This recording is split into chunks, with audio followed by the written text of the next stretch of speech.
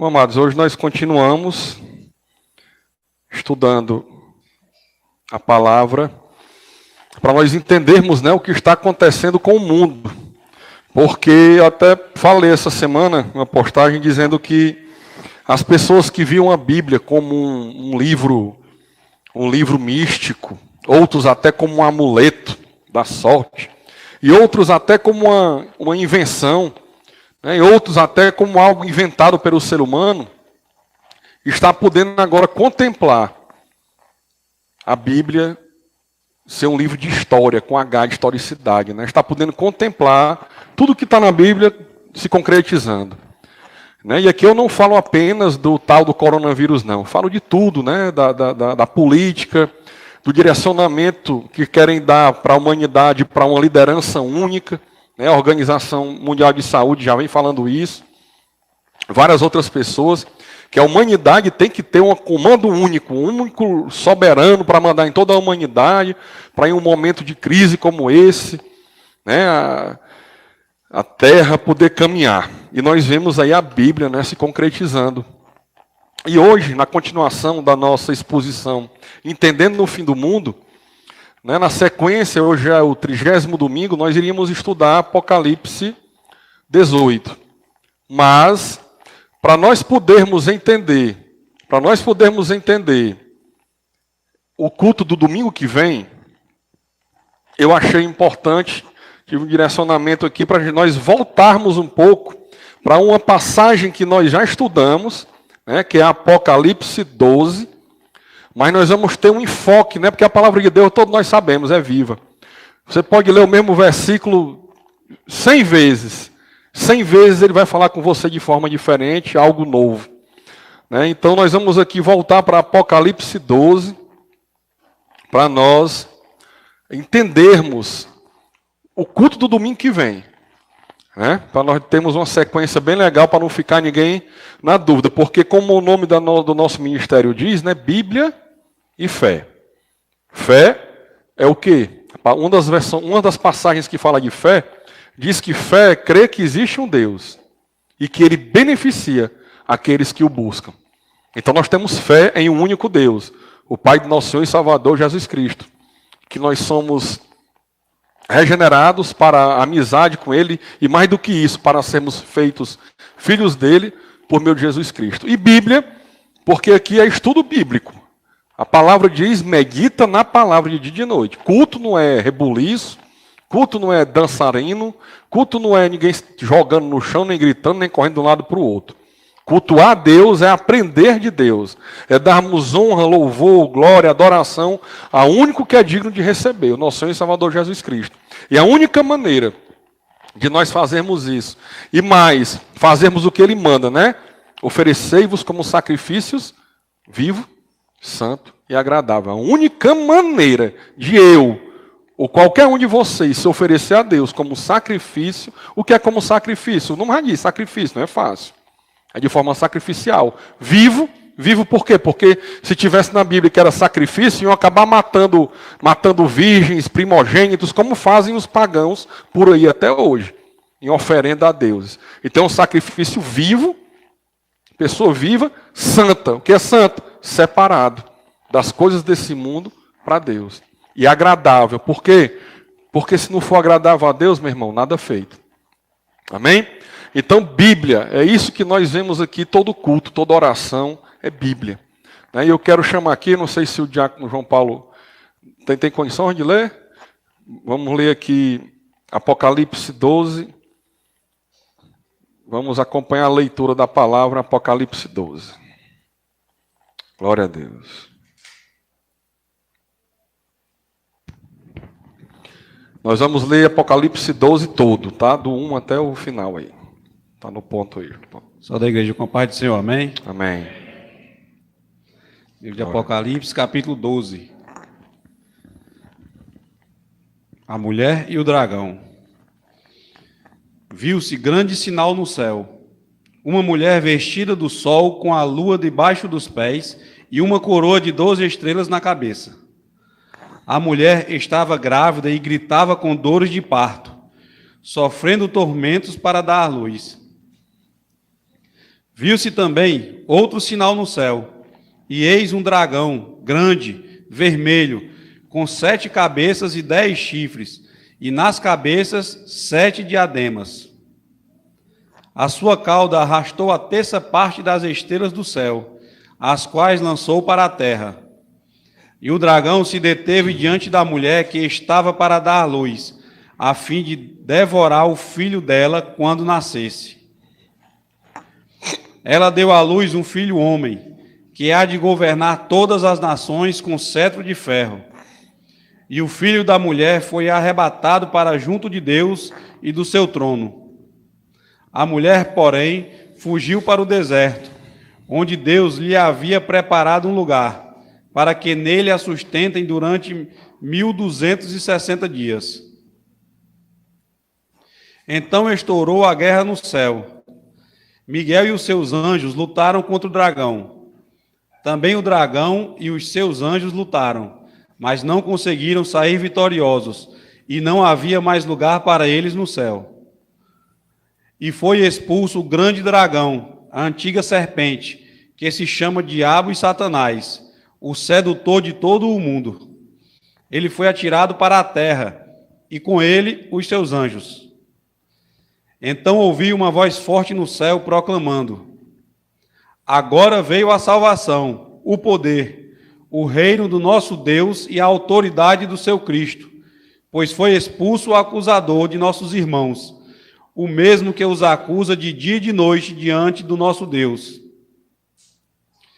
Eles o venceram por causa do sangue do Cordeiro e por causa da palavra do testemunho que deram, e mesmo diante da morte, não amaram a própria vida. Por isso alegrem-se, ó céus, e vocês que neles habitam. Ai da terra e do mar, pois o diabo desceu até vocês, cheio de fúria, sabendo que pouco tempo lhe resta. Quando o dragão viu que tinha sido atirado para a terra, perseguiu a mulher que tinha dado à luz o filho do homem. Mas foram dadas à mulher as 2 asas da grande águia, para que voasse para o deserto, para o seu lugar, aí onde é sustentada durante um tempo, tempos e metade de um tempo, fora do alcance da serpente. Então a serpente lançou da boca água como um rio atrás da mulher, a fim de fazer com que ela fosse arrastada pelas águas. A terra, porém, socorreu a mulher. Abriu a sua boca e engoliu o rio que o dragão tinha lançado de sua boca.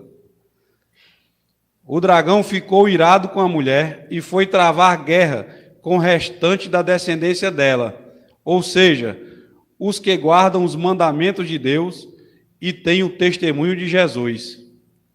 E o dragão se pôs em pé sobre a areia do mar. Senhor Deus, Pai amado, nós queremos te agradecer, Senhor, por mais um domingo, iniciando mais uma semana na tua presença, Senhor, na tua casa, fazendo-se cumprir a tua palavra, que diz que nós temos que congregar como igreja, Senhor. Estamos aqui, Senhor, para aprender mais de ti. Nós queremos te pedir, Senhor, que teu Espírito Santo se faça presente nesse local e use o nosso pastor. Amém. Pai. E que cada um fale ao coração de cada um, Senhor, para que nós possamos ser fiéis a ti, Senhor, desenvolver a nossa salvação e nos livrar e fugir cada vez do pecado, Senhor. Que nós te pedimos, desde já te agradecemos, no poderoso nome de Jesus. Amém. Amém. Glória a Deus. Glória a Deus. Glórias ao nome do Senhor.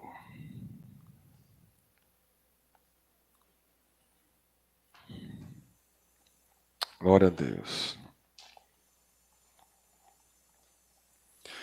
Bom, amados, então aqui nós já sabemos, né, quem é a mulher, quem é o dragão. Né, nós já sabemos, devido aos estudos que nós vemos fazendo, que a mulher é a igreja, tanto a igreja no Velho Testamento, mas tinha igreja no Velho Testamento, o mistério da igreja foi fundado em Atos. Nem os próprios apóstolos sabiam o que era igreja até o dia de Atos. O dia de Atos não, o dia de Pentecostes, que é contado no livro de Atos. Mas, quando eu digo igreja do Velho Testamento, eu estou falando do povo judeu, do hebreu, do povo de Israel, porque eles são salvos da mesma forma que nós somos. Eles são salvos porque creem num Cristo que viria. Criam num Cristo que viria. Em um Cristo que iria vir. Aquele que Deus prometeu lá em Gênesis 3,15, logo depois da queda do homem. Que viria um da semente da mulher, ou seja, só a semente da mulher, só o óvulo, sem a participação da semente do homem, que iria esmagar a serpente. Na verdade, ele diz que a descendência da mulher seria inimiga da descendência da serpente, que aquela feriria o seu calcanhar, mas que a descendência da mulher esmagaria a cabeça da serpente. Lembrem bem disso durante essa pregação de hoje. Então ali, Deus em Gênesis 3,15 já fez essa promessa, que iria restaurar a humanidade e já falou que viria um da semente da mulher. E os profetas falaram dele, todo o Velho Testamento fala da pessoa de Jesus Cristo. Todo o Velho Testamento fala da pessoa de Jesus Cristo. Os profetas, a questão do conquistar a terra prometida, Josué, que é o mesmo significado de Jesus, a terra prometida, que significa para nós a salvação, a vida eterna. Então, todo o Velho Testamento ele direciona para a pessoa de Jesus Cristo e para a promessa da vida eterna. Então, a mulher, no Velho Testamento, é o povo de Deus, o povo de Israel, o povo judeu, o povo hebreu. E no Novo Testamento é a igreja. O dragão é Satanás, o diabo, a antiga cobra, a antiga serpente. Quem é que diz isso tudo, pastor? A Bíblia. A interpretação é bíblica, é feita com a própria Bíblia. Então vamos iniciar aqui em Apocalipse 12. O livro de Apocalipse, a Bíblia toda é um livro de história, com H de historicidade, não com E de história da carochinha inventada. Apocalipse é uma visão, na verdade o nome é revelação, né? A palavra Apocalipse significa revelação. Foi revelado ao apóstolo João o que aconteceria. Aquela pergunta que João e os outros apóstolos fizeram anos atrás, quando Jesus estava com eles: mestre, que sinais haverão dessas coisas? E quando ocorrerão? Que Jesus respondeu para eles, né, dizendo: haverão falsos mestres, falsos profetas, falsos cristos, haverão guerras, rumores de guerra, epidemia, pandemia, mas não será o fim. E Jesus ali foi falando. Aqui, aprove a Deus revelar a João exatamente tudo o que ia acontecer, desde a primeira vinda de Cristo até a segunda vinda. Que é esse período que nós estamos, entre um e outro. Então aqui houve uma revelação. É tanto que em inglês, você pegar a Bíblia em inglês, não é Apocalipse lá, é Revelation. Porque é a tradução da palavra Apocalipse, revelação. Então aqui aprove a Deus revelar ao apóstolo João, quando ele já estava bem velho, preso na ilha de Patmos, o que iria acontecer, tudo. E está tudo aqui, e é fantástico. Eu vinha para cá hoje, e vinha ouvindo o louvor e pensando: meu Deus, que honra poder ser a geração que está viva, vendo que o que está na Bíblia é tudo verdade, que tudo está acontecendo, diante dos nossos olhos. Quem não sabe disso, é porque não estudou a palavra, não abre a palavra para estudar. Mas se abrir esse livrinho aqui para estudar, para meditar, vai ver que está tudo aqui. Como nós vamos ver uma parte hoje. Né? Toda a história da humanidade está aqui. Então aqui, né, começa a mulher e o dragão, Apocalipse 12. Viu-se grande sinal no céu. Uma mulher vestida do sol, com a lua debaixo dos pés, e uma coroa de 12 estrelas na cabeça. Quem é essa mulher? É o povo judeu, o hebreu. 12 estrelas na cabeça. São quantos tribos de Israel? 12. As 12 estrelas na cabeça representam as 12 tribos de Israel. A mulher estava grávida e gritava com dores de parto, sofrendo tormentos para dar à luz. É do povo de Israel que viria a salvação. Lembra quando Jesus parou diante da mulher samaritana?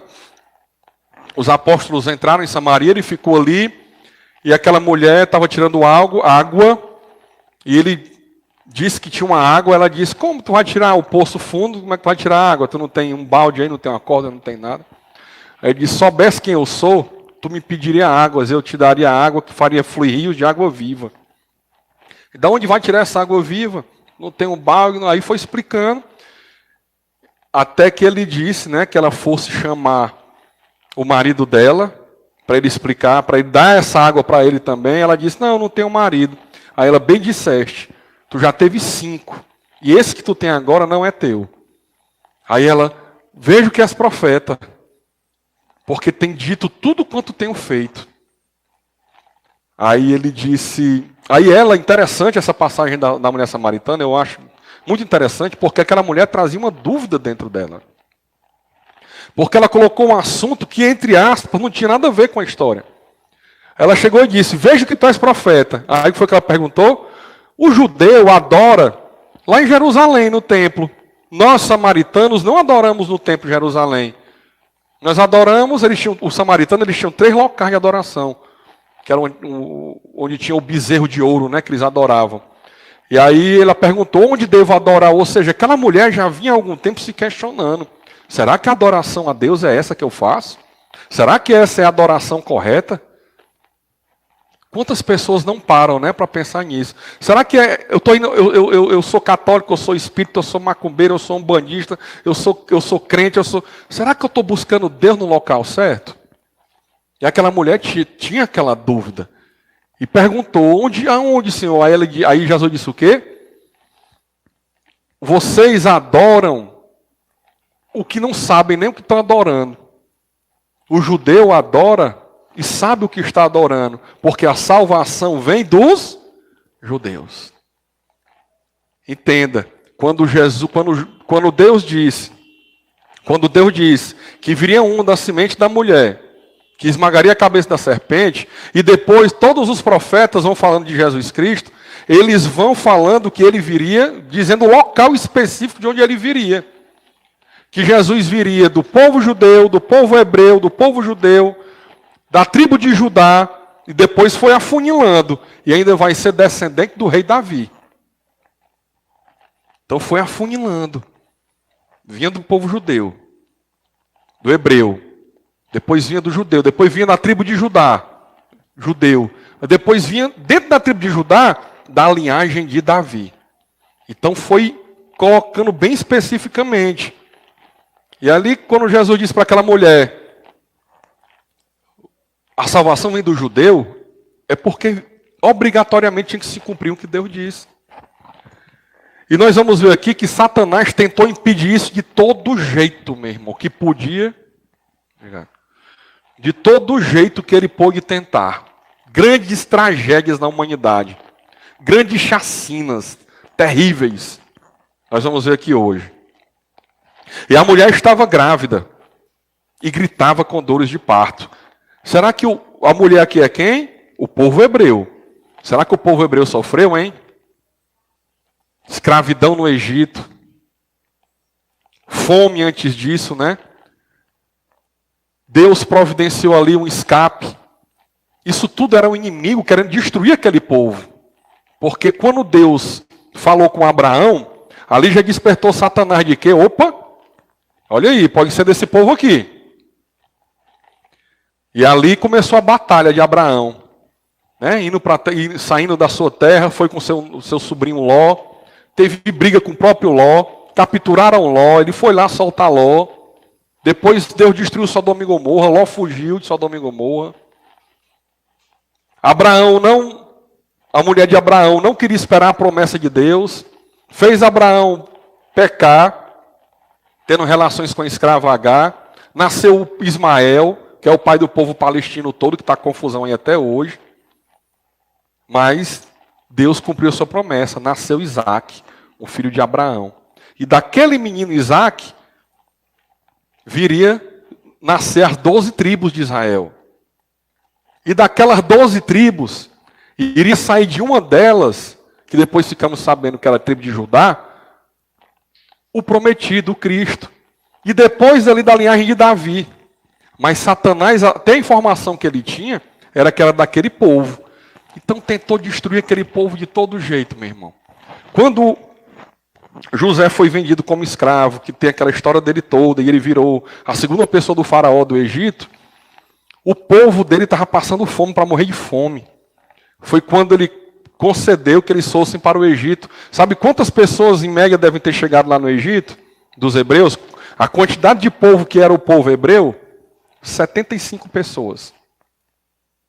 75 pessoas chegaram sem morrer de fome até o Egito, para viverem ali. Sabe quantas pessoas estimam que eram eles quando saíram de lá com Moisés? Entre 2 e 4 milhões. De 75 pessoas, eles foram para 2 ou 4, entre 2 e 4 milhões. E foram para onde? Deserto. Toda aquela geração morreu no deserto, tirando Josué e Calebe. Ou seja, a mulher estava grávida e gritava com dores de parto, sofrendo tormentos para dar à luz. Para nascer o Cristo não foi fácil. Houve muito sofrimento daquele povo, porque o inimigo sabia que era dali que viria a salvação e queria destruir aquele povo. Viu-se também outro sinal do céu. E eis um dragão grande e vermelho, com 7 cabeças, 10 chifres, e nas cabeças 7 diademas. Nós já vimos aqui no outro estudo, que essas cabeças significam governos, né? Chifres significam poderes. Né? Nós já vimos isso, não vamos entrar nesse mérito hoje. A sua cauda arrastou a terça parte das estrelas do céu. O que são as estrelas do céu aqui? São os anjos. A terça parte dos anjos não caiu junto com Satanás, ele conseguiu enganar. Você imagina um ser tão astucioso que conseguiu enganar anjos, um terço. Imagina o que ele faz com o ser humano comum. Como é que ele engana o ser humano comum que não tem Deus? A sua cauda arrastou a terça parte das estrelas do céu, as quais lançou para a terra. O dragão se deteve diante da mulher que estava para dar à luz. Olha aí, o dragão parou, ele se deteve, o que quer dizer se deteve? A atenção dele estava toda voltada para o povo hebreu. Toda voltada para o povo judeu. Para quê? A palavra diz, a fim de devorar o filho dela quando nascesse. Porque ele sabia que era aquele que iria esmagar a cabeça dele. E aqui nós tivemos, na história, aí nós vemos as grandes tragédias, né, da humanidade, o que foi isso? Por exemplo, Moisés, quando nasceu. O que ele era um escravo do Egito ainda. O que a desculpa para matar uma de criança? Esse povo é muito numeroso. Se algum inimigo entrar no Egito, olha, eles eram já 2 milhões. Se algum inimigo entrar no Egito e esse povo se aliar ao inimigo, estamos dizimados. Então vamos diminuir. Vamos matar todo menino que nascer. Vamos matar, assassinar todo menino que nascer. E ali houve um assassinato de milhares e milhares e milhares de crianças. Primeiro ele mandou as parteiras matar. As parteiras não obedeceram, porque temeram a Deus. E quando foram perguntar a elas, elas disseram, não, é porque a mulher judia ela é muito vigorosa, diferente da egípcia. Quando nós chegamos lá, quando chamam a gente que a mulher está dando a luz, que nós chegamos lá, ela já deu a luz. E aí como é que nós vamos tomar o menino e matar? Que era para matar durante o parto que ele mandou, né, o faraó.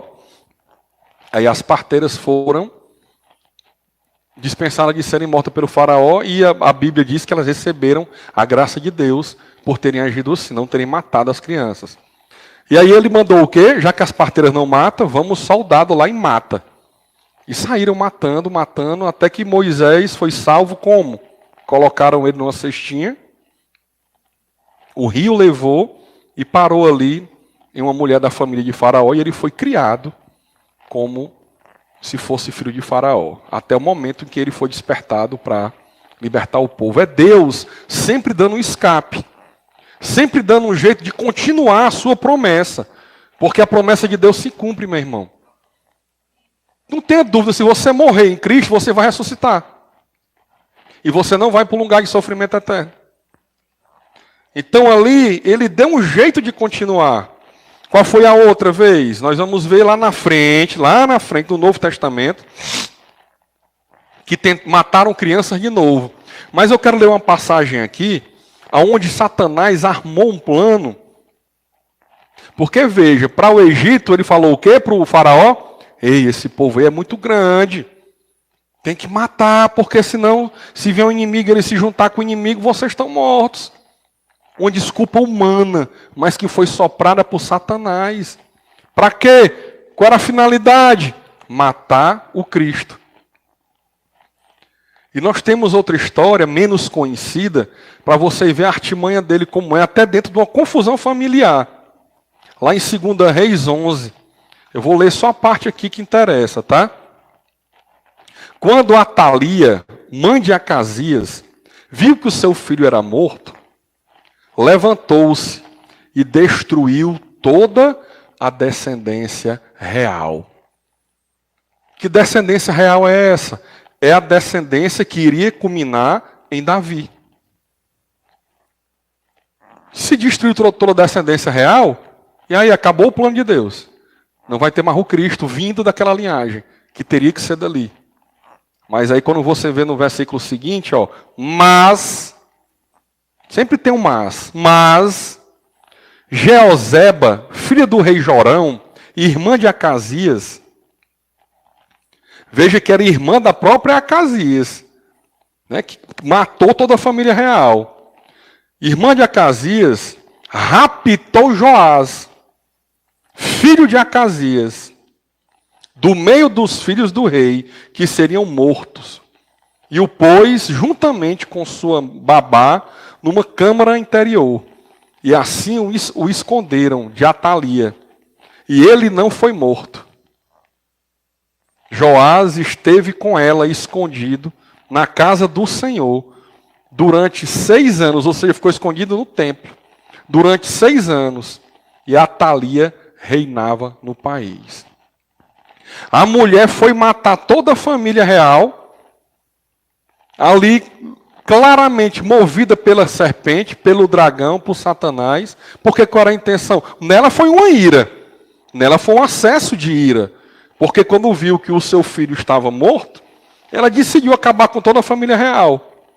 Mas na verdade era o inimigo comandando. Meu irmão, às vezes você vê, eu já vi isso acontecer, está numa casa, está tudo em paz, está tudo, de repente começa uma confusão sem precedentes, que às vezes dá até em morte. Quando não dá em morte, dá em pancadaria, em quebradeira.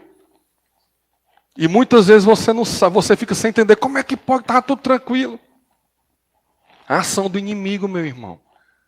E aqui era para matar e acabar com a descendência real, mas apareceu essa Jeozeba, filha do rei Jorão, irmã de Acasias, que era filho dessa mulher que estava matando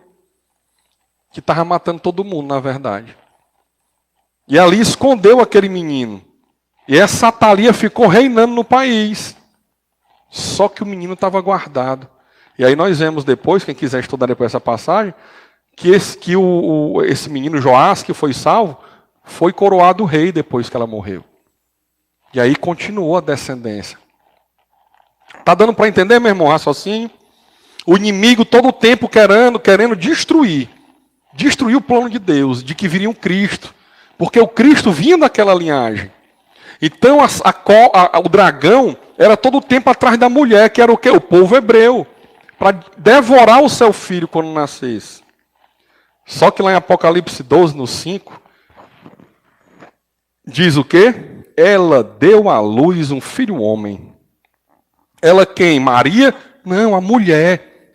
O povo hebreu, o povo de Deus. Um filho homem que vinha da tribo de Judá, da linhagem de Davi. Né? Já que eu falei em Maria, vocês lembram que eu já falei para vocês, né? Por que Maria foi escolhida para ser a mãe de Jesus Cristo? De Jesus que era o Cristo. Porque ela era mulher de José.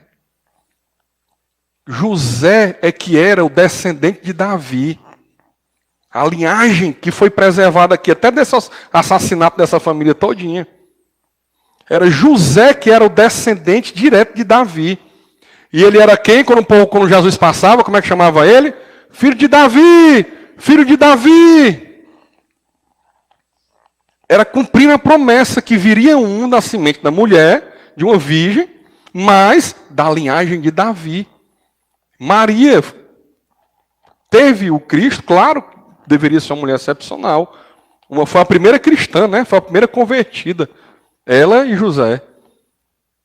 Mas era porque ela foi escolhida, por quê? Porque era casada com o homem certo.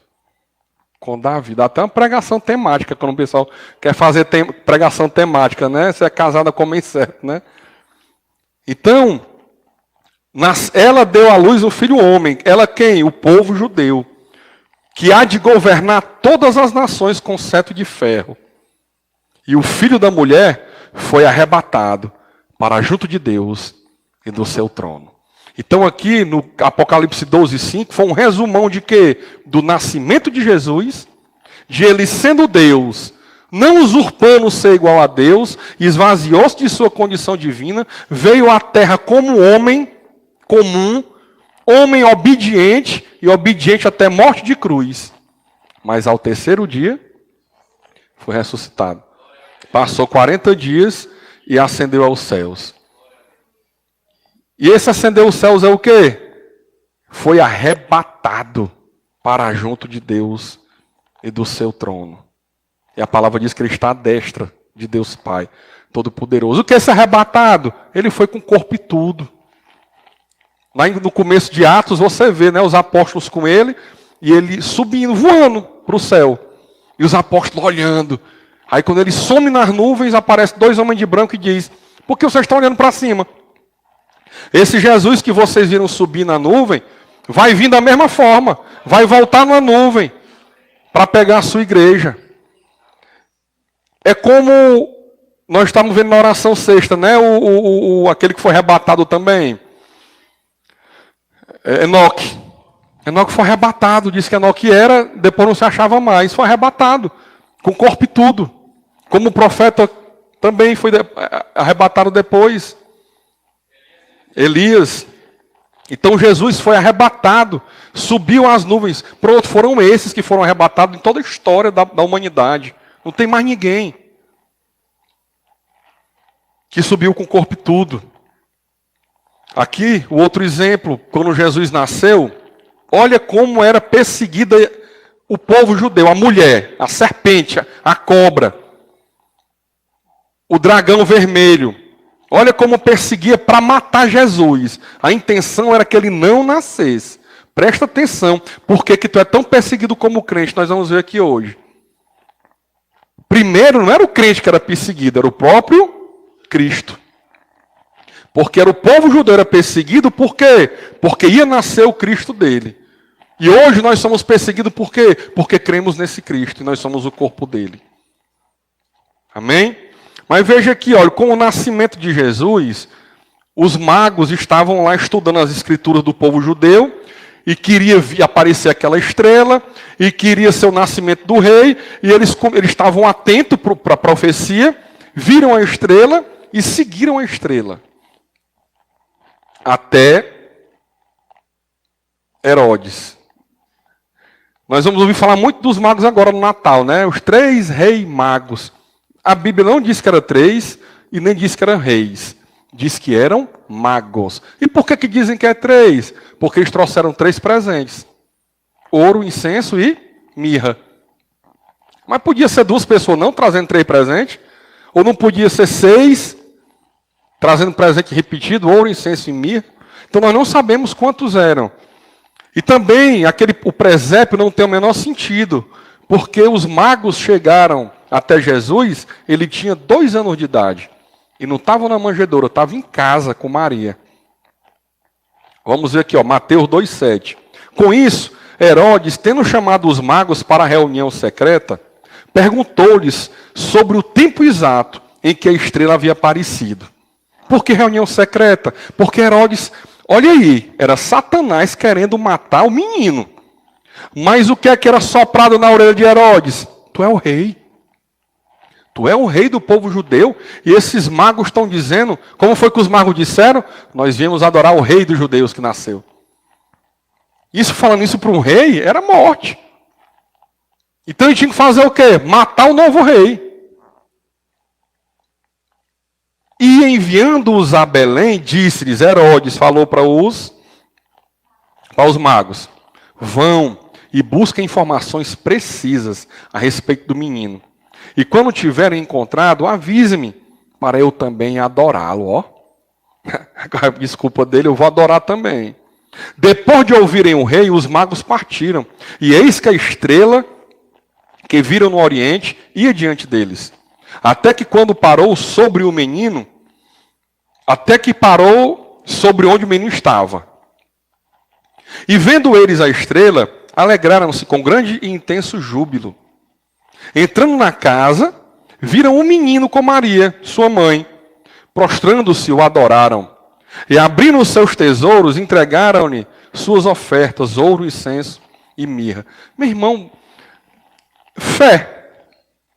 Os caras não eram judeus. Eles provavelmente sabiam dessa história todinha, porque o povo judeu ficou no cativeiro na Babilônia 70 anos. Preste atenção que isso é importante para o culto da semana que vem, onde nós vamos aprender sobre a grande Babilônia. O povo judeu ficou 70 anos cativo na Babilônia. Teve muito judeu que na hora que o cativeiro acabou, não quiseram sair do cativeiro, fizeram morar na Babilônia. É o povo que gosta do mundo. Eu vou ficar aqui. Eu vou constituir família aqui no mundo. Nós vamos ver isso domingo que vem muito. Ficaram na Babilônia e ali eles sabiam, eles tinham as escrituras do povo judeu. Então aqueles magos, mesmo não sendo judeus, tiveram acesso às escrituras. E estudaram as escrituras. Eles fizeram o que o próprio povo judeu não estava fazendo. Estudar as escrituras e estarem atentos para o nascimento do Salvador, do Messias. E o povo judeu cochilando.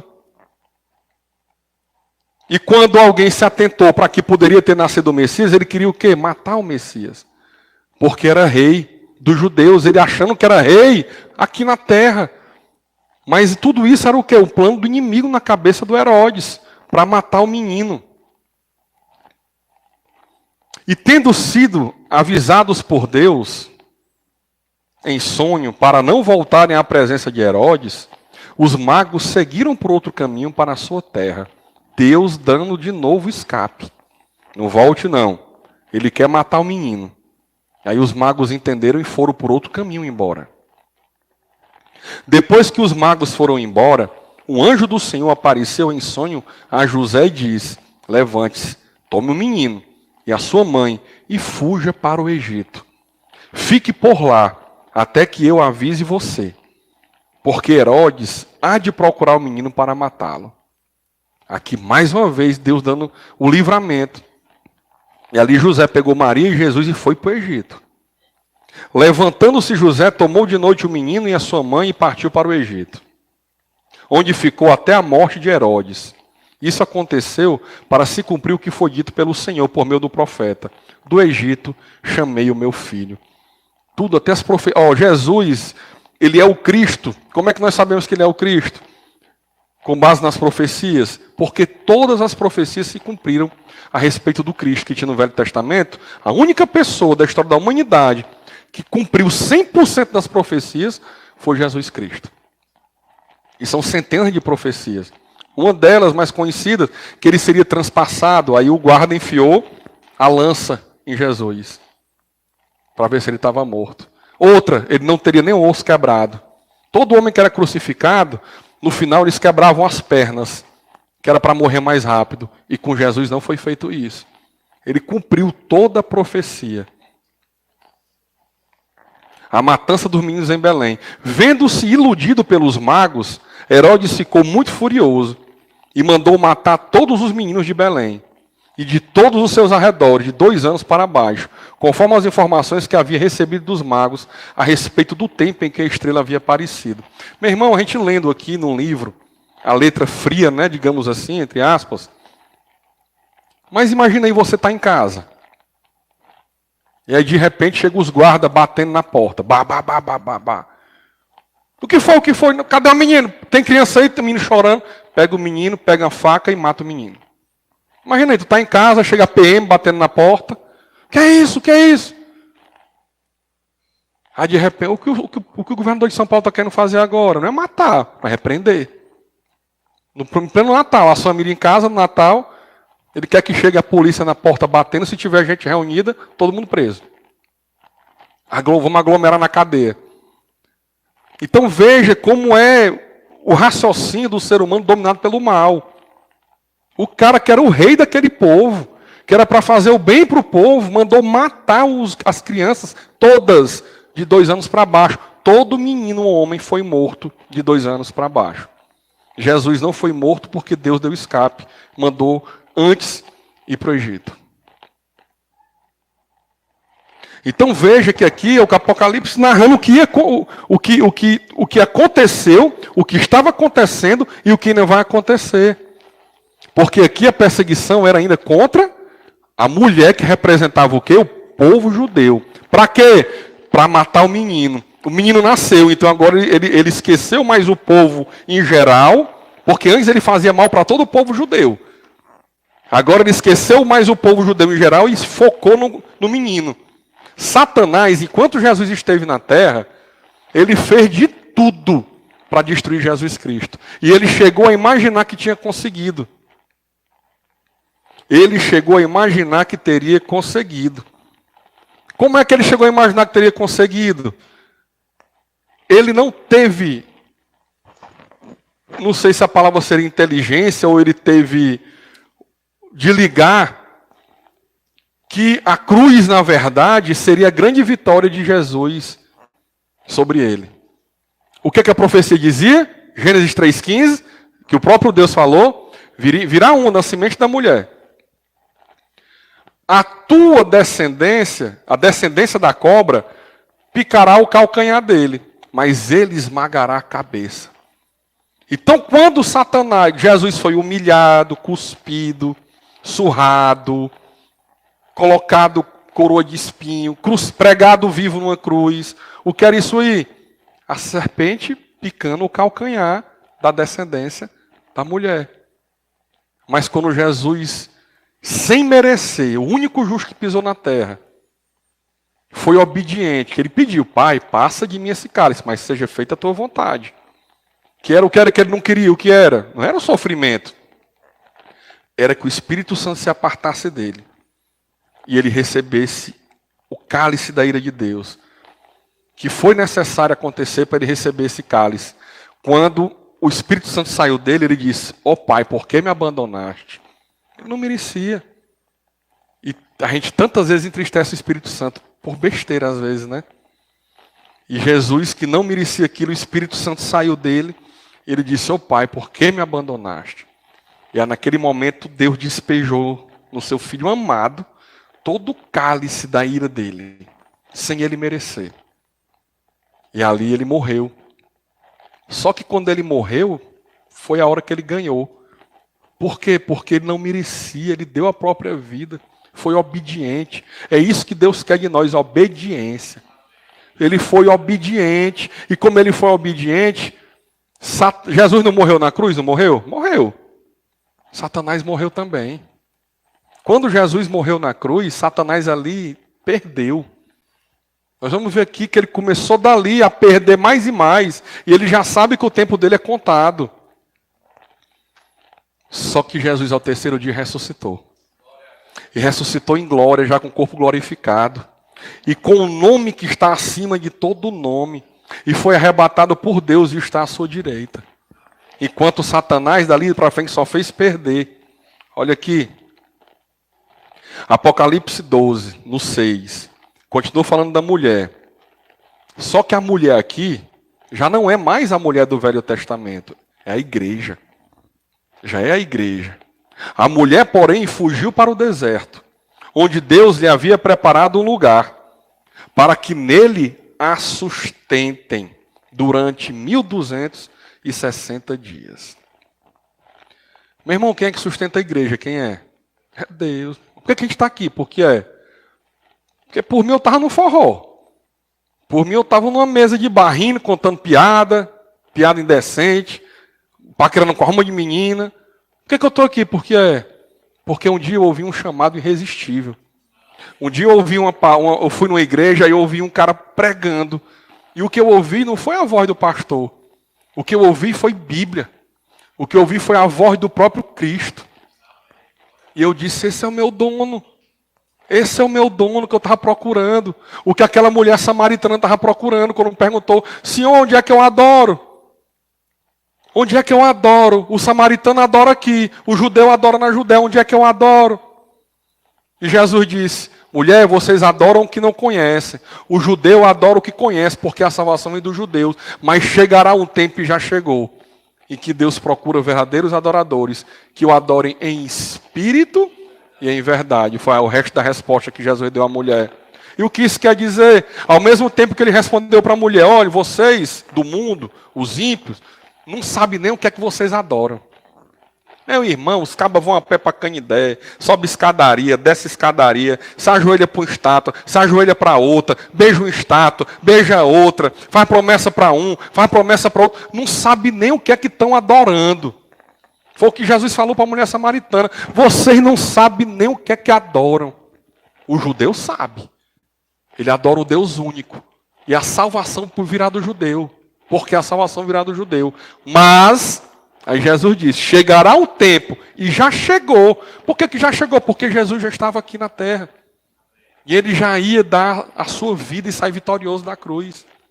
Chegará o tempo, e já chegou, em que Deus procurará verdadeiros adoradores, que o adoram em espírito e em verdade. O espírito, não tem mais lugar correto para adorar a Deus.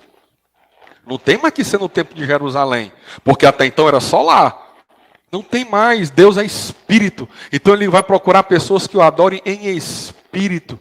Não importa onde você está. O que importa é se você está adorando a Deus, que é espírito e em verdade. Por que em verdade? Quem é verdade?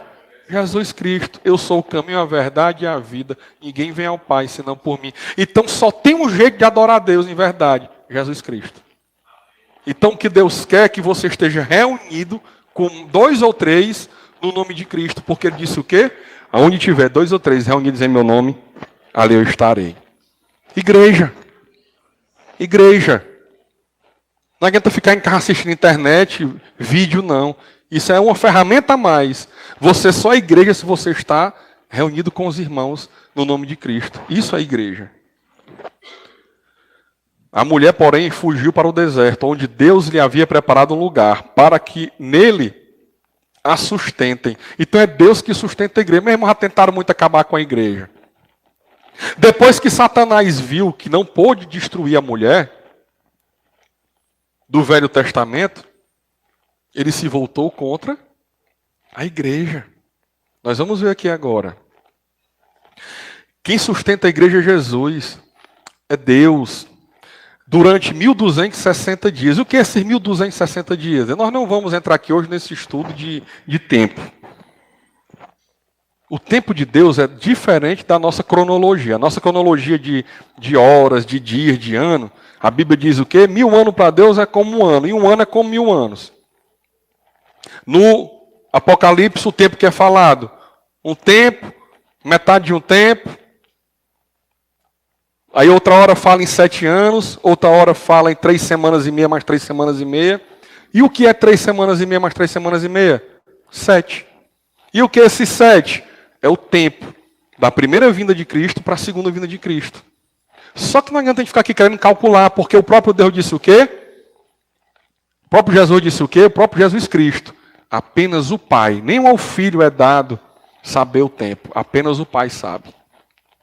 Essas seitas que apareceram aí, Adventismo, Testemunho de Jeová, que tentaram adivinhar a data da vinda de Cristo, todas elas fracassaram. Porque não é para falar atrás disso. Nós temos que estar atrás de salvação, meu irmão. Nós temos que estar vigilantes. Deus não deu data, um dos motivos é esse. Para nós estarmos, aquele que estiver de pé, cuide para não cair e esteja vigilante. Aí tem a parábola das 10 virgens, que ficaram sem azeite, porque não souberam aguardar, que dormiram.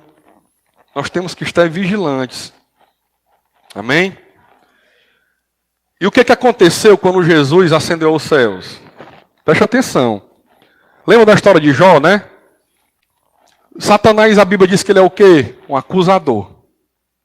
Quando o povo judeu andava pelo deserto, quando o povo judeu estava ali, a mulher, né, com dores para dar à luz. Por que com dores? Porque perseguida pelo inimigo todo o tempo. Fora isso, não tinha acusação.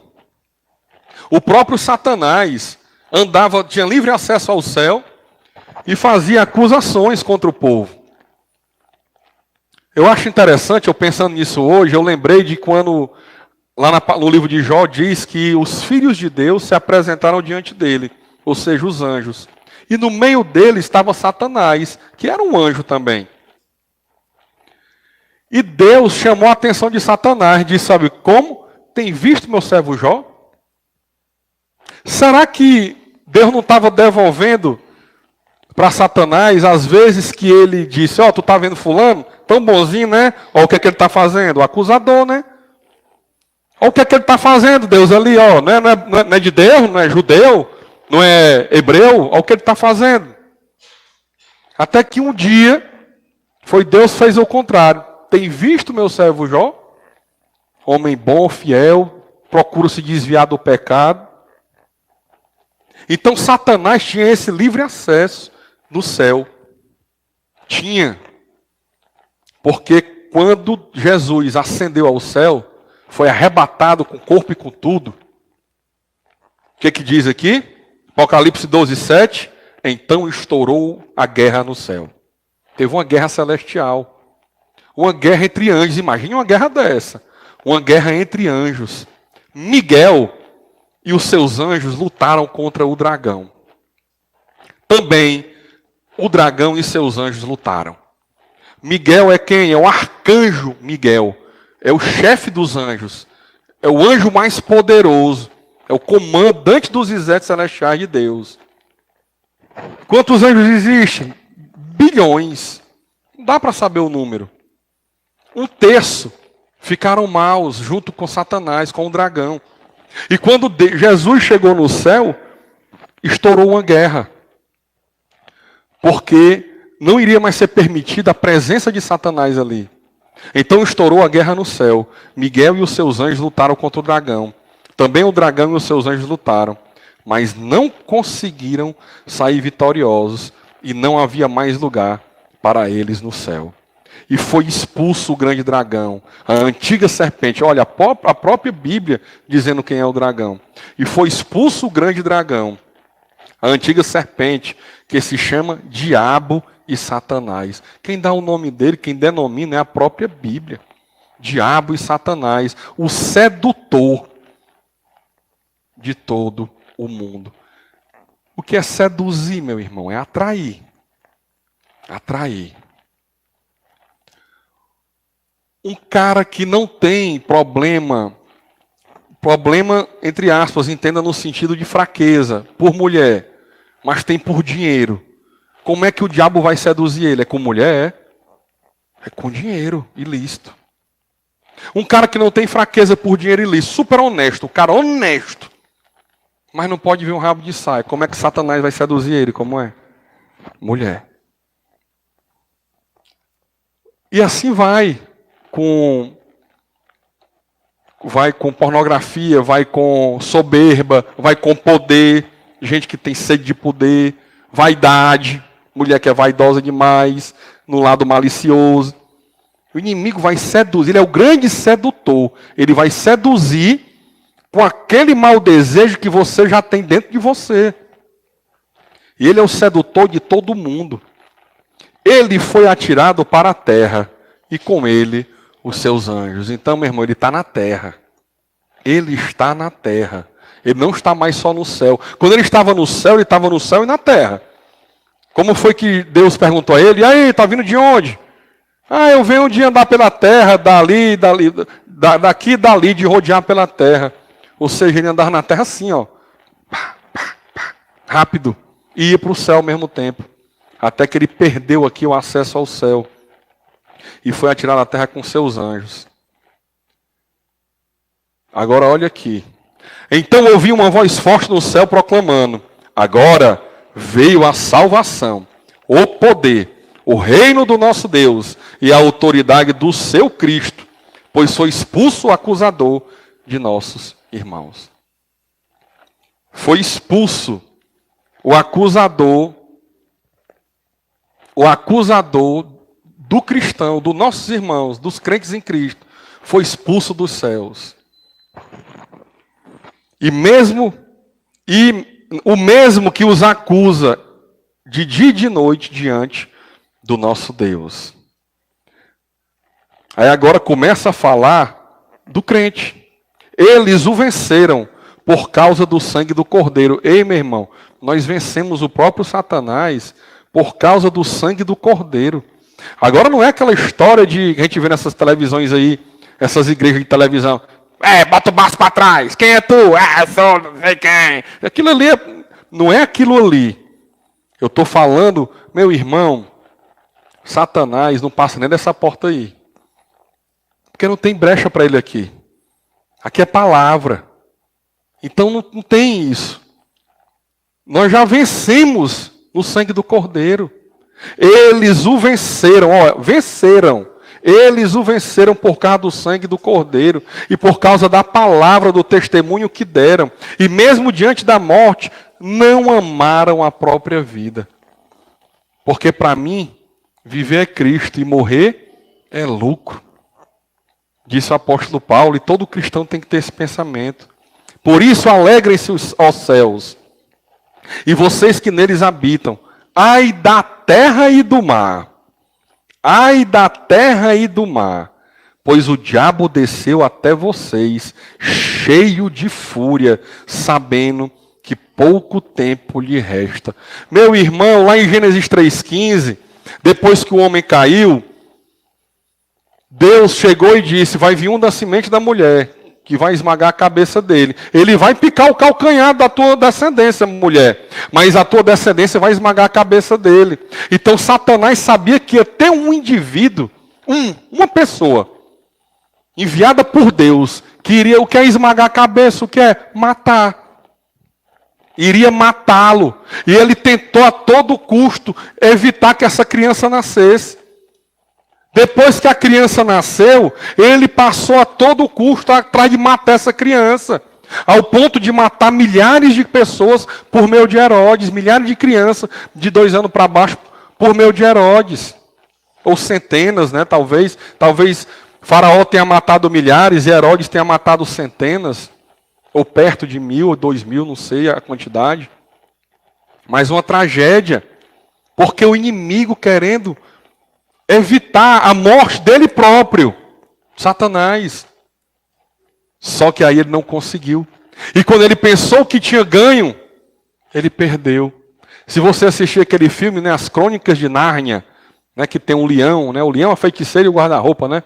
Aquilo ali é um livro do C.S. Lewis, que é um cristão, e ele fez um conto infantil usando a história de Cristo. Quando o leão morre, o Aslan, que representa o leão da tribo de Judá, que representa Jesus Cristo, o Aslan, né? Quando ele morre, que ele ressuscita, a feiticeira fica sem entender. E ele diz, olha, porque o sangue de um inocente foi derramado. E ali ele ressuscitou e foi vencer a feiticeira, né? Por isso, alegrem-se, ó céus, e vocês que neles habitam. Ai da terra e do mar, pois o diabo desceu até vocês cheio de fúria, sabendo que pouco tempo lhe resta. Meu irmão, o diabo está furioso, tem 2.000 anos. Só que 2.000 anos para ele não é nada, é 2 dias também, porque ele é um ser eterno. Então ele está furioso, com ódio. O diabo... ele é tão, e ele é inteligente e astucioso. Como eu já disse, né? Tem a série no Netflix chamada Lúcifer, onde colocaram um modelo bonito para fazer o papel de Lúcifer, carismático, gente boa, ajuda os outros, se apaixona por uma policial, ajuda a policial, para fazer as pessoas terem carinho por Satanás. Dizendo que ele saiu do inferno, que é a imagem que a Igreja Católica pinta, né? E que as pessoas acreditam que o diabo é aquele ser que mora no inferno e manda no inferno, ele é um rei no inferno, e ele organiza o inferno, aí ele saiu de lá porque estava cansado, na série, né? E aí ele tem que voltar para reorganizar. Ei, meu irmão, Satanás não manda no inferno, não. Quem manda no inferno é Deus. Satanás vai ser lançado no lago de fogo depois, juntamente com o anticristo, com a besta, com a morte, o anjo da morte, e com todo aquele que não crê em Cristo Jesus. Aquela pessoa mais humilde, ou aquela mais famosa, que não crê em Cristo, depois que ressuscitar para ajoelhar, confessar que Jesus é o Senhor, vai ser lançado no lago de fogo, e o Satanás, o grande Satanás que as pessoas querem falar, vai ser lançado no lago de fogo do lado dessa pessoa, para sofrer o mesmo tormento. Não vai ser para atormentar ninguém, vai ser para sofrer o mesmo tormento que essas pessoas vão sofrer. Quem manda no inferno é Deus, em fúria. Fogo é condenação. E ele sabe que tem pouco tempo. E aí no 13 continua. Quando o dragão via que tinha sido atirado para a terra, perseguiu a mulher que tinha dado à luz o filho homem. Aqui é a igreja já. Ele persegue a igreja. Mas foram dadas à mulher 2 asas da grande águia, para que voasse para o deserto, para o seu lugar. Aí onde é sustentada durante um tempo. Olha aí, a igreja passou a ser perseguida por Satanás. Ele na terra. Volte para a história de Herodes. Assista o filme Paulo, o apóstolo de Cristo, para você ver o que é uma real dramatização do que aconteceu na Bíblia naquela época ali. Eles tocavam fogo em cristão, colocavam num poste, melava de piche e tocava fogo no cara como se ele fosse uma vela, para ficar clareando a cidade à noite. Colocava nas arenas para o leão comer, criança, mulher, velho.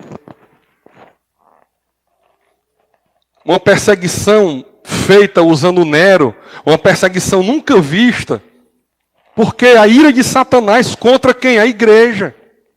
E não parou não, meu irmão. Nós vimos aqui cidades onde a pessoa é morta só por ser cristão. Essa semana mesmo, 11 de uma família foram mortos, só por serem cristãos. Assassinados a bala. Lá no Canadá, eu fiquei sabendo ontem, que as igrejas estão proibidas. As academias estão todas abertas lá no Canadá. As pessoas malhando, fazendo exercício, um do lado da outra, suando, transpirando. Mas as igrejas estão fechadas. A Europa foi o berço do cristianismo, não é mais, como os Estados Unidos está deixando de ser. A América do Sul e a África é que hoje está o cristianismo em expansão. Então a perseguição é muito grande. Até que ponto essas pessoas continuarão cristãs? Se encostarem uma pistola na cabeça e disserem, nega a Cristo, será que nega? Mas foram dadas à mulher 2 asas da grande águia, para que voasse para o deserto, para o lugar, para seu lugar. Aí onde é sustentada durante um tempo, tempos e metade de um tempo, fora do alcance da serpente. Então esse tempo, tempos, metade de um tempo, diz respeito a esse período de 7 anos, ou 7 semanas. Esse período onde a igreja vai ficar um tempo na terra, vencedora, porque ninguém consegue deter o evangelho.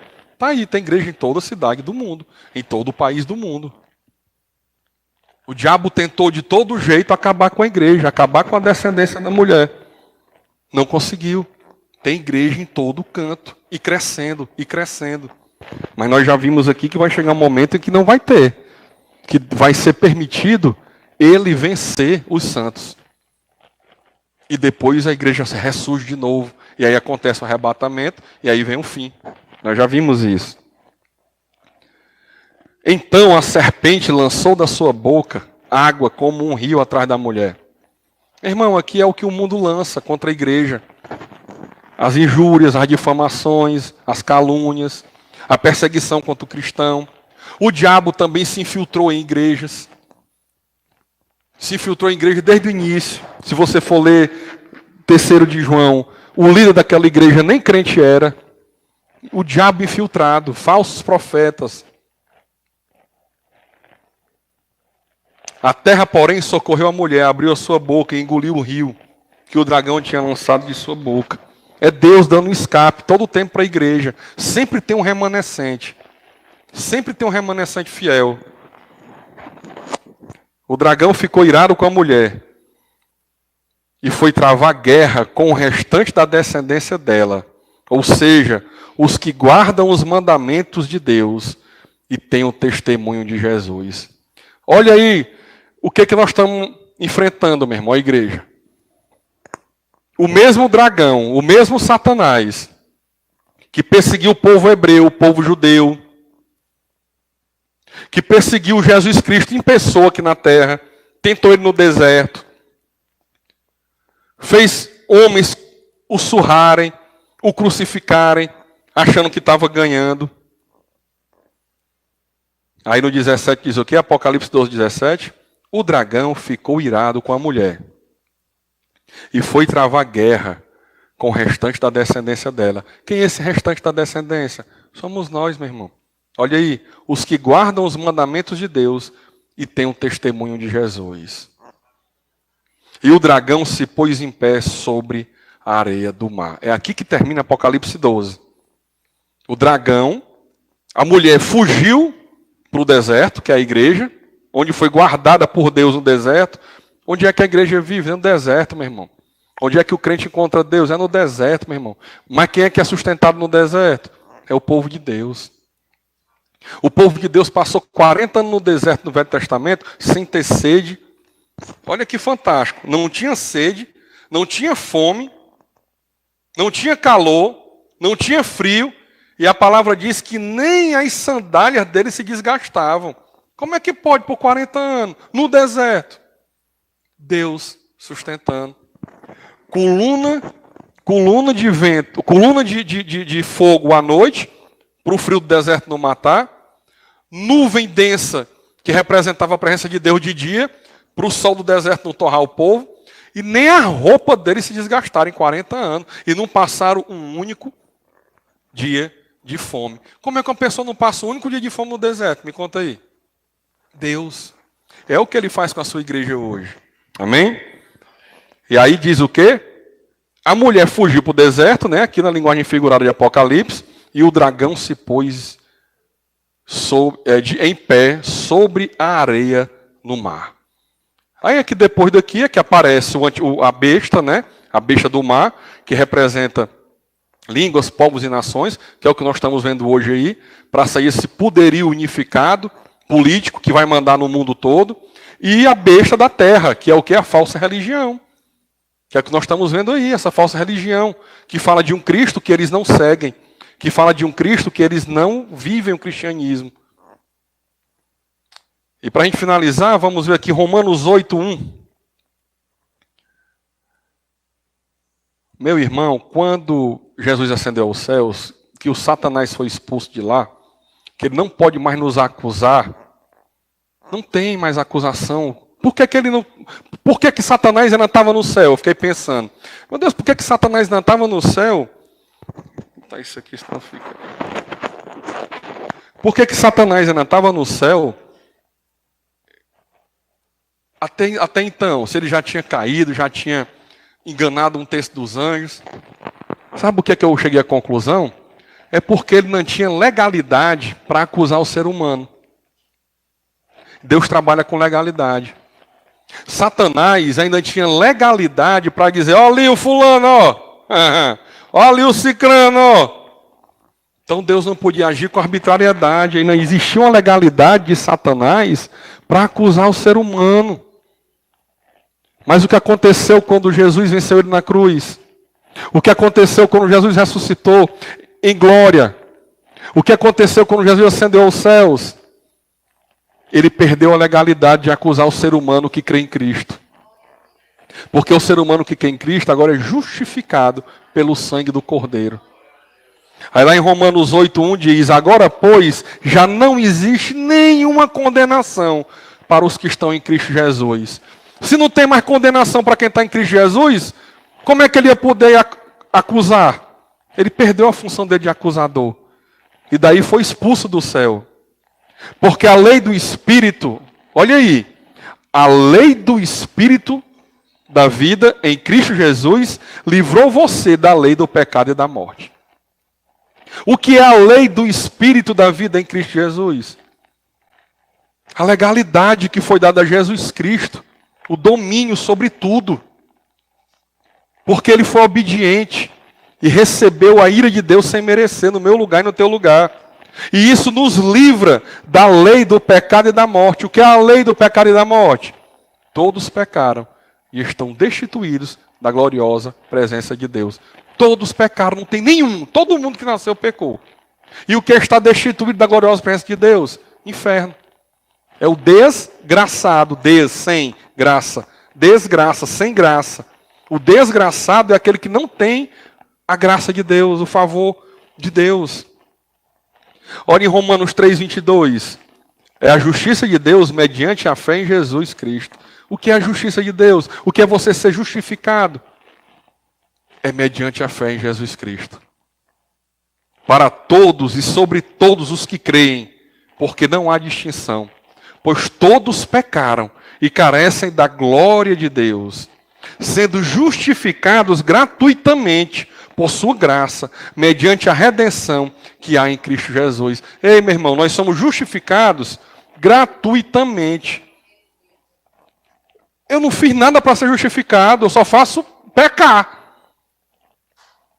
Mas um dia que eu ouvi a voz, que eu disse, essa voz é diferente. Essa voz mexeu comigo. Eu quero seguir essa voz. Eu vou seguir essa voz. E dentro de mim, não, tu vai pro forró, não, tu vai pro bar, não, tu vai pro... Mas eu não consigo mais, eu quero seguir essa voz. Eu não consigo mais, eu quero... Dentro de mim não tem a vontade. Dentro de mim não quer ir pros amigos, pro bar, pra farra, pra bebida, pro motel, pra casa de massagem, não quer. Mas eu não consigo. Por que tu não bebe? Tua religião não deixa? Não consigo. Eu vou fazer uma corra-força. Por que tu não vê mais pornografia? Tu não gosta, não? Eu gosto. Mas eu não consigo mais ver. Eu vou fazer a força. Porque agora eu tenho um chamado irresistível. Uma coisa que eu não consigo resistir. Me chamando para perto dele. E, meu irmão, isso a palavra diz o que? É dom de Deus. Não vem de mim. Não é de você. Não, eu vou para a igreja porque agora eu sou bom. Eu sou um homem bom, uma mulher boa. Não. Continua sem prestar. Mas só que Deus inexplicavelmente te escolheu. Sem motivo. Ele disse, vou tirar do charco do lodo de lama, vou botar aqui. Inexplicavelmente. Sendo justificados gratuitamente por sua graça, mediante a redenção que há em Cristo Jesus, a quem Deus apresentou como propiciação no seu sangue. O que é Deus apresentar como propiciação? Esse nome propiciação é porque na Arca da Aliança tinha uma parte dela que era chamada de propiciatório. E o que é o propiciatório? Era o local onde o sumo sacerdote, que podia entrar uma vez por ano no Santo dos Santos, que era atrás do véu, onde ficava guardada a Arca da Aliança, ele podia entrar ali uma vez por ano, só o sumo sacerdote, e derramava o sangue do cordeiro no propiciatório.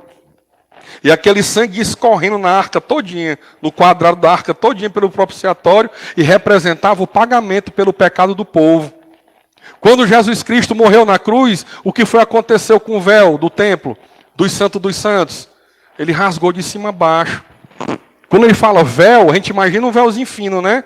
Era uma tapeçaria, que devia ter uns 3 dedos de largura, assim, uma tapeçaria feita pelos maiores tapeceiros do mundo, né, que são ali o pessoal daquela região, que ficava separando o local chamado Santo dos Santos, aonde só o sumo sacerdote tinha acesso à Arca da Aliança para derramar o sangue no propiciatório.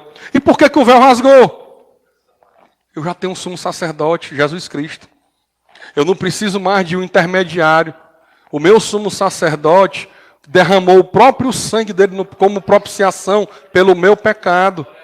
E aqui diz, a quem Deus apresentou como propiciação no seu sangue, mediante a fé. Então é mediante a minha fé em Cristo, que o sangue dele é propiciação pelo meu pecado. Deus fez isso para manifestar a sua justiça, por ter ele, na sua tolerância, deixado impunes os pecados anteriormente cometidos. Ei, meu irmão, esquece os pecados para trás, esquece. Não tem mais acusação sobre ti, meu irmão. E tu vai ficar se acusando? Né? Deus não tem mais acusação sobre ti, se você reconhecer Jesus Cristo.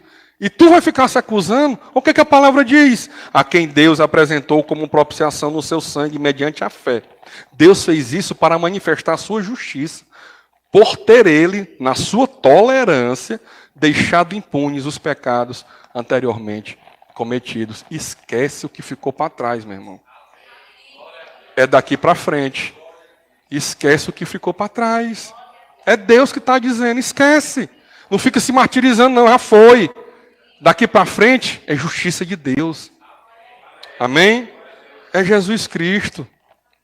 E voltando para Romanos 8,3, porque aquilo que a lei não podia fazer por causa da fraqueza da carne, isso Deus fez. Meu irmão, o que é que a lei diz? Não rouba, não mata, não furta, não olha para a mulher do... Não deseja a mulher do próximo, não adulterarás, não mentirás. A gente não consegue por causa da fraqueza da carne. Isso, mas Deus fez isso como? Enviando o seu próprio filho em semelhança de carne pecaminosa. E no que diz respeito ao pecado. E assim Deus condenou o pecado na carne. Quando Jesus morreu na cruz, que ele disse o quê? Está consumado. E morreu. Ei, meu irmão, ali o diabo deve ter ficado, deve não, ficou, passou milhares de anos perseguindo a mulher, que era o povo de Deus. Depois, quando ele viu nascer o Cristo, ele tentou matar o Cristo, tentou tentá-lo no deserto. Depois disse, agora eu vou matar. E quando ele realmente estava matando, ele disse, agora eu ganhei. E aí Jesus disse o quê? Está consumado. Ali ele deve ter ficado louco, meu irmão. Porque ali ele foi derrotado. Jesus já esmagou a cabeça de Satanás. Ele já foi lançado em terra. E ele está aqui furioso, só aguardando o momento que vai ser lançado num lago de dor, de sofrimento eterno. E a má notícia é qual? Todo aquele nascido de mulher, homem, mulher, todo ser humano que não crê em Cristo vai ter o mesmo destino. Vai ter o mesmo destino. A fim de que a exigência da lei se cumpra em nós, que não vivemos segundo a carne, mas segundo o Espírito. Os que vivem segundo a carne se inclinam para as coisas da carne. Meu irmão, quando a gente era do mundo, para que a gente se inclina? Para que é? Basta uma mensagem. A gente, opa! Oi, bombom. Basta uma mensagem. A mulherzinha, fulano, não sei o quê. Basta uma mensagem. Por quê? Porque tudo em nós se inclinava para a carne. Bastava um convite para beber. Vamos tomar uma. Bora!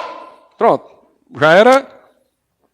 Uma vez eu estava em casa, deitado, meu irmão, doente. Depois que eu fui descobrir que eu estava com dengue, com febre, doente. Achando que era só uma gripe. Chegou um amigo meu. Bora. Eu, não, macho, eu tomei mole. Tu vai deixar essa doença te vencer? Aura, mas rapaz, deu um pulo, tomei um banho, fui para um forró, passei a noite dançando forró e tomando cerveja. Com febre, com dengue. Lá no Clube do Vaqueiro, uma quarta-feira. A noite toda. Meu irmão, os que vivem segundo a carne se inclinam para as coisas da carne. A inclinação é todo tempo, ó, caindo, se inclinando. Mas os que vivem segundo o Espírito, com E maiúsculo, o Espírito Santo, se inclinam para as coisas do Espírito.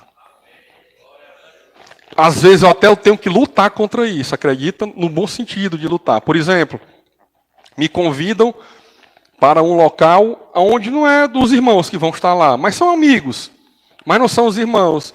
Um local onde o pessoal vai estar bebendo, vai estar com conversa indecente, vai estar... E aí eu não tenho vontade de ir. E algumas vezes eu tenho que lutar e dizer, mas eu tenho que ir, porque eu não posso ficar antissocial, e eu tenho que ir para falar de Deus, para ser luz, para ser sal. Muitas vezes eu não consigo ir. Por quê? Porque graças a Deus hoje, eu vivo segundo o Espírito e me inclino para as coisas do Espírito. Agora me chamo para uma vigília, me chamo para oração, me chamo para um culto. A vontade de ir, grande. Amém? Graças a Deus. Mas por que isso é maravilhoso? Ele explica. Pois a inclinação do carne é morte. Ei, meu irmão, é só caminho de morte. É traição, é adultério, é briga, é confusão, é bebedeira, é ressaca, é droga, é homossexualidade. Meu irmão, é morte. Mas a do Espírito é vida e paz. Meu irmão, se tu vive no Espírito, é em paz, cara. As lutas são as diárias que todo mundo tem. A luta diária que todo mundo tem. Trabalhar, ganhar dinheiro, pagar conta. Tiver um problema de saúde, cuidar do amigo, cuidar da esposa, cuidar do filho, cuidar do pai. Então, é o que todo mundo tem. Agora, se tu tem inclinação para a carne, aí vem a ressaca, aí vem a bebedeira, aí vem o gasto com dinheiro, com bebida, aí vem a batida do carro, aí vem o motor que bateu, aí vem a facada, aí vem a bala, aí vem a AIDS. E aí vai, meu irmão, aí vem a pensão, aí vem o divórcio, e aí vai. Pois a inclinação da carne é morte, mas a do Espírito é vida e paz. Além de ser vida eterna, tu ainda tem paz, meu irmão. Tá aí, a gente foi sexta-feira, ficamos até 1h na oração, conversando, comendo, rindo. Depois trabalha, depois estamos aqui domingo no culto. Se nós tivemos algum problema de lá até aqui, é o problema da vida normal, mas nós estamos em paz. Tem gente que foi para uma festa ontem, por Darduna, foi a noite todinha. Fogos, bebida, música alta. Eu tenho certeza que teve adultério, que teve doença, AIDS, que teve briga, que teve bala, que teve faca. Os reflexos continuam por anos de uma farra, de uma noite de farra. Por anos, para muitos. Não tem paz. Porque a inclinação da carne é inimizade contra Deus. Essa historinha de Deus abomina o pecado, mas ama o pecador, é mais uma mentira de Satanás. Olha aí, porque a inclinação da carne é o quê? Inimizade contra Deus. Meu irmão, quem vive na inclinação da carne é inimigo de Deus. Pois não está sujeito à lei de Deus, nem mesmo pode estar. Portanto, os que estão na carne não podem agradar a Deus. Meu irmão, quem está na carne pode dar esmola, pode dar dinheiro para pobre, pode fazer procissão, pode andar de joelho, pode rezar, pode orar, pode cantar louvor. Não vai agradar a Deus. Está sendo besta. Não vai agradar a Deus. Não podem.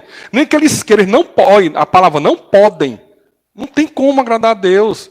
Você vive uma vida desmantelada e aí acha que porque deu uma esmola, deu um dinheiro, ou para a igreja, ou para uma instituição, ou para alguém, ou fez um bem a alguém, agradou a Deus? Você não pode nem agradar a Ele, nem que queira. Não pode. É como quando o cara morreu, agora ficou bonzinho. Não, meu irmão, é a vida dele que vai dizer, morreu, deixa ele quieto, ninguém pode julgar. Só quem pode julgar é Deus. Mas ninguém pode fazer mais nada por ele. Amém? Vocês, porém, não estão na carne, mas no Espírito. Agora, olha que interessante, ele dizendo porque para a igreja, né? Vocês, porém, não estão na carne, mas no Espírito, com E maiúsculo, Espírito Santo. Se de fato o Espírito de Deus habita em vocês.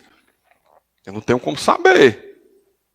E se alguém não tem o Espírito, com E maiúsculo, de Cristo, esse tal não é dele. Se, porém, Cristo está em vocês, o corpo, na verdade, está morto por causa do pecado.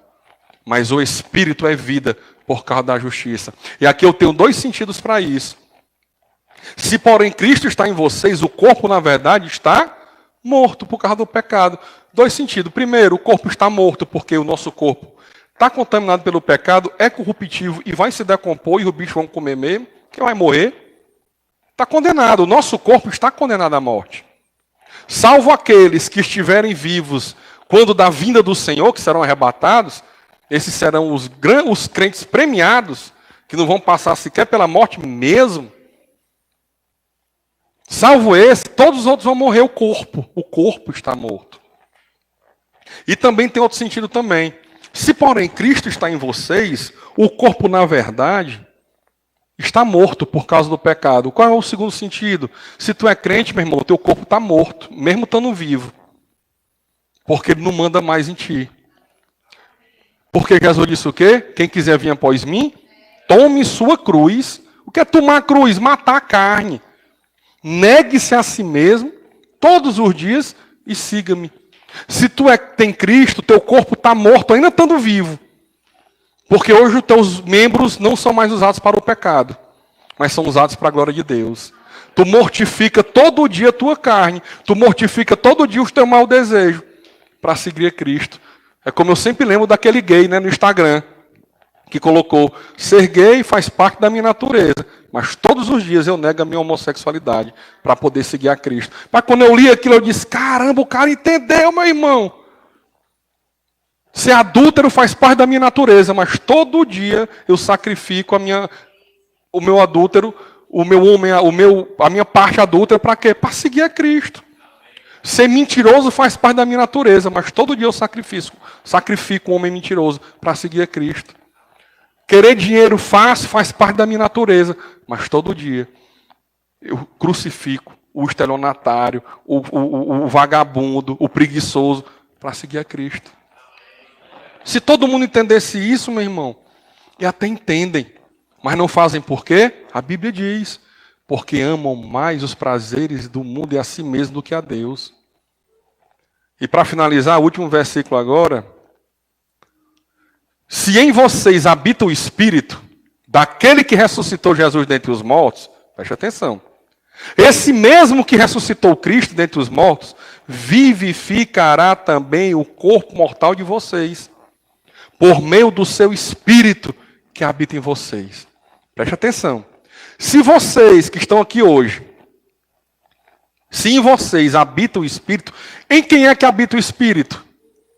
É aquele que reconhece Jesus como único Senhor e Salvador. O que a palavra diz? Acaso não sabeis que são templo e morada do Espírito Santo de Deus? Se em vocês habita o Espírito, aquele que tem Cristo, o Espírito habita nele. O Espírito daquele que ressuscitou Jesus dentre os mortos. Que Espírito é esse? O Espírito Santo. Esse mesmo que ressuscitou Cristo dentre os mortos, ou seja, Deus vivificará também o corpo mortal de vocês, quando você morrer, quando eu morrer. Por meio de quê?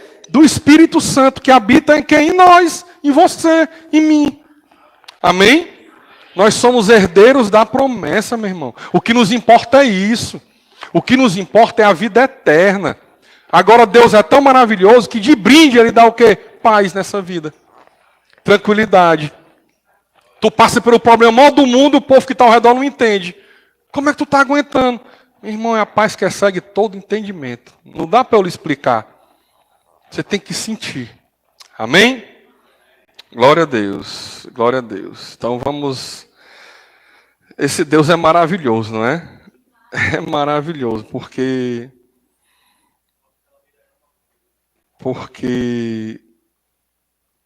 só Jesus, meu irmão, só eu sei, só você sabe o que nós passamos para chegar até aqui,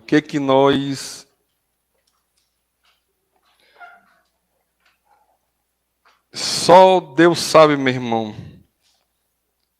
O que nós passamos para chegar até aqui, os livramentos, às vezes que você para pensar assim: olha, meu irmão, como é que eu escapei daquilo? Como é que eu estou vivo? Como é que aconteceu aquilo e eu estou vivo? É inexplicável. Ei, meu irmão, misericórdia de Deus. A cada manhã as misericórdias se renovam. E a cada manhã você tem a oportunidade de fazer tudo diferente daquilo que você quer fazer. E fazer as coisas como Deus quer que você faça. Amém?